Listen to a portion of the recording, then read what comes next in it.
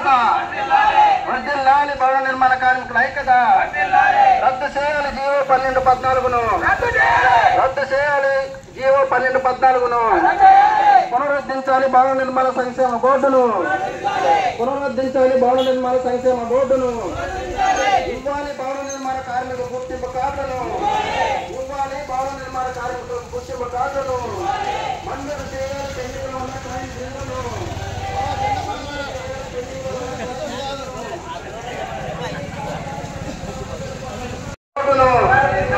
ఇవ్వాలి నిర్మాణ కార్మికుల గుర్తింపు కార్డును, ఇవ్వాలి భవన నిర్మాణ కార్మికుల గుర్తింపు కార్డును. మంజూరు చేయాలి పెండింగ్లో ఉన్న క్లైమ్స్ నిధులను, మంజూరు చేయాలి పెండింగ్లో ఉన్న క్లైమ్స్ నిధులను. సరే, ప్రభుత్వాలు మారినప్పుడల్లా కార్మిక వర్గానికి భవన నిర్మాణ కార్మికులకు ఇసుక కొరత వస్తుంది. ఆ ఇసుక కొరత రావటం వల్ల నెలల తరబడి పనులు లేక ఇబ్బంది పడుతున్నారు. దాదాపుగా ఈ నిర్మాణ రంగం మీద ఆధారపడి ఖమ్మం మండలంలో 1000 కుటుంబాలు ఇంటి మీద జీవనం కొనసాగిస్తున్నాయి. ఈ 4 నెలలు ఇసుక లేని కారణంగా మొత్తం 1000 కుటుంబాలకు పనులు లేక చాలా మంది వలసలు వెళ్ళిపోయారు. హైదరాబాద్, బెంగళూరు, వేరే రాష్ట్రాలకు వలసలు పోవటం జరిగింది.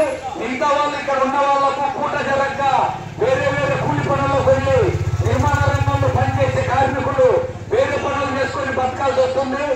చాలా మందికి పనులు చేతగాక ఇదే పనిని నమ్ముకొని ఉన్న వాళ్ళు మాత్రము బస్సులతో అర్ధాకలతో అలమటిస్తున్నారు. ఈ ప్రభుత్వ విధానాల వల్ల కార్మికులు నష్టం జరుగుతుంది.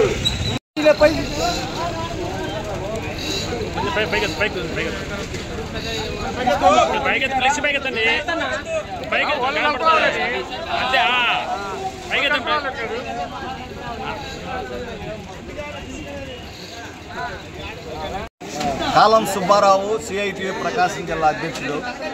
ఇవాళ జిల్లా వ్యాప్తంగా భవన నిర్మాణ కార్మికులకు సంబంధించి ఇసుక పాలసీని అమలు జరపనందువల్ల పనులు కోల్పోతూ ఉన్నారు.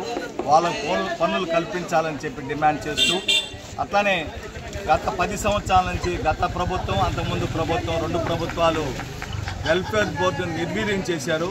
వెల్ఫేర్ బోర్డులో కార్మికుల సంక్షేమం కోసం ఉన్న నిధుల్ని పక్కదోవ పట్టించేసి వాళ్ళ ఇతర పథకాలకు మళ్లించారు. వాటి ఫలితంగా లక్షలాది క్లెయిమ్స్ పెండింగ్లో ఉంటా ఉన్నాయి.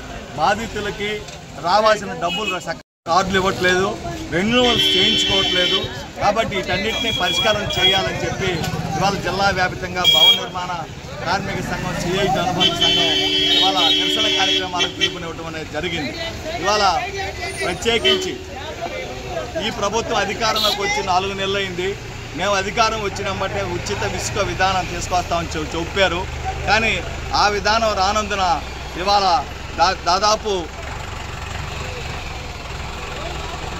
రానందువలన దాదాపు వారంలో 4 రోజులు 3 రోజుల కంటే పనులు ఎక్కువ ఉన్నటువంటి పరిస్థితి కనపడతా ఉంది.